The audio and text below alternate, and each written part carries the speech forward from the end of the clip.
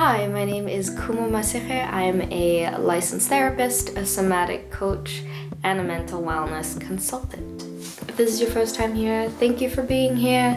Stick around, click around, subscribe, comment, like. I really appreciate it.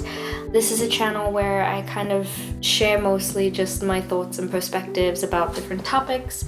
I explore different thoughts and ideas that I have. They're not necessarily always my professional opinion. Sometimes it is, but more often than not, I kind of use a space to ponder things. So today I wanted to talk about the idea of community. Community is something that, at least in the psychology community, we talk a lot about as being an important part of identity development, right? Often a therapist will ask, well, who are your people? Who do you talk to? Who do you feel safe around? Who are the people that help you feel seen on a day-to-day basis? And the reason that we ask this is because it is an important part of how we relate to ourselves. It's an important part of self-actualization. It's an important part of feeling connected. As human beings, we are wired for connection. We're not wired to be alone. Often this idea of community can get really jumbled, especially when we're thinking about the ways that our very first core community, i.e. our family, might not necessarily show up in those ways for us. For some people they do, and for others they don't. And often I think this is where a really large kind of breakdown in communication with ourselves starts to happen. I think a lot of the time when folks come in and are struggling with self-identity or struggling with self-care and their own mental health, often folks are kind of shaming themselves for not showing up the ways that other people want them to, that they are not being the right kind of child, that they are not being emotionless enough, that they are not able to show up in a way that receives praise from external environments. And so it can be really difficult to kind of sit with this dichotomy of community can be an incredible thing that builds us up, but it can also be the thing that breaks down our communication with ourselves. And trying to figure out how do we find individual self-compassion and self-kindness within having a community that helps you feel safe and seen and worthy. You know, this makes me think a lot about the dichotomy of individualism and collectivism. Individualism kind of values the individual. This is obviously me being very surface level about the example, but individualism in some ways really kind of values I am for me first, I come first. It values the nuclear family and also doing things for your own benefit, where collectivism kind of values communal ideas. It values doing things on behalf of community. It values this narrative of like, I exist so that you can exist, or we exist together within this capacity. In South Africa, we've always referred to it as Ubuntu. I think that having lived in two different cultures, trying to piece together where these two things kind of intertwine with each other has been really difficult. I think I certainly left South Africa feeling a lot more anxious, but also really valuing friendship, really valuing family, really valuing this narrative of togetherness above all else. And while in the US, I think in many ways I had to unpack for lack of a better way of describing it, a little bit some of the negative effects of valuing above all else togetherness. Because what started to happen within that context is that I didn't really learn how to be myself within that my existence kind of was contingent on the things that I could do or give to people around me. And in doing that, my personal disposition tended to lack boundaries. I tended to kind of struggle with being able to exist by myself being able to have hobbies or kind of be in relationship with another person and still maintain my sense of self-identity. Being able to hold those two things at once felt really difficult. I had to learn how to stand up for myself in some ways and to kind of reevaluate my relationship to authority, which was one really big piece of me not speaking up when it was really important. I had to really re-examine my relationship to community.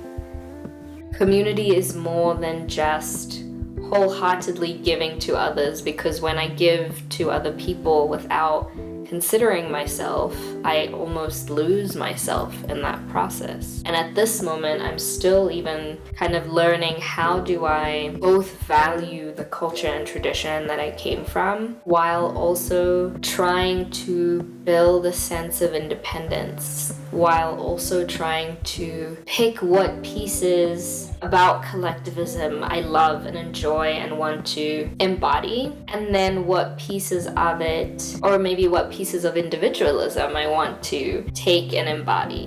Because the reason, in many ways, that in the psychology community we talk about community so much, the reason that we try to build community as one of our very first lines of defenses when we're treating folks with mental health issues, the reason that we do that is because community helps us feel resilient. It adds to this feeling of compassion, right? Think about when you're sitting with a friend and you're struggling with something. The ways that our friends kind of build us up, those are the foundations of community, that there are people who can show up when we can't show up for ourselves. And I think some of the, and I'm going to say something controversial, some of the struggle that I had with collectivism, and if you were on my Instagram, if you saw my most recent post about the things about collectivism that can kind of actually shake our capacity to have healthy and fulfilling relationships, one of the things that I really struggled with was this narrative that if I'm not displaying community in the way that collectivism and tradition wants me to, it leads to shaming. And I think that was the part where I had to kind of unpack and rethink, well, is that really what community is? If community is at the expense of my comfort, if community is at the expense of my psychological safety, I had to unpack a lot of shaming and people-pleasing and ways that I related to myself as a result of trying to fit in, trying to make sure that I show up the ways that I was taught to. And of course, there's more to this than meets the eye, right? That, we want to also consider, for one, South Africa is a very new democracy, that our parents, my parents, and their parents had to really contend with, how do we keep ourselves safe physically in a country that is killing us and hurting us and stripping us of our identity? There's so many different pieces and facets of it that contribute to it, right?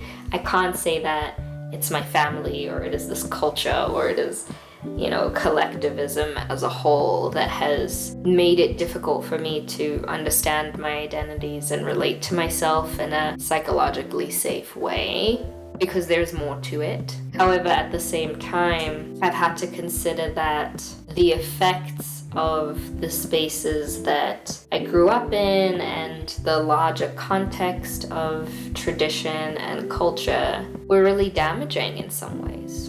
And so here I am in America, in this place where I found people to be kind of cold. I found it really strange that you don't have this warmth that I think South Africa just exerts naturally. I kind of don't like that, right? I want to feel close to people, and I want to feel like a stranger on the street is seeing me and seeing a human rather than just another person. And the places that I started to find my own community were in Black and queer spaces. And what I started to learn was that there is both this aspect of helping one another and Ubuntu, collectivism, the I am because you are, but that within that, we are also pouring into the individual. There is this place for compassion when you make mistakes, that there is this place for multiple perspectives. You can exist as a different person to me, and it doesn't change how I relate to you. It doesn't change how I relate to myself. We acknowledge that we are different, but all existing at the same time, and that's what makes community so beautiful. And I felt so lucky to have found that in my friends, in my work relationships, in my mentors. I think that I've started to find that maybe it's not one or the other. Maybe it's not just collectivism, or maybe it's not just individualism, but rather that it's both and more that make for a healthy individual. And so what that means is that I'm here in South Africa re-examining what I want my community to look like, and being able to stand tall knowing myself. I can come first, so that if I choose that I'm coming first, I can also just as well choose to put someone else first because I feel safe in my body. Choosing myself is not devoid of choosing community or collective ideas. And I think that that is one of my favorite things that I never would have learned if I didn't get to leave South Africa. And so now, as I kind of build my business, I'm finding so much joy in helping people see both.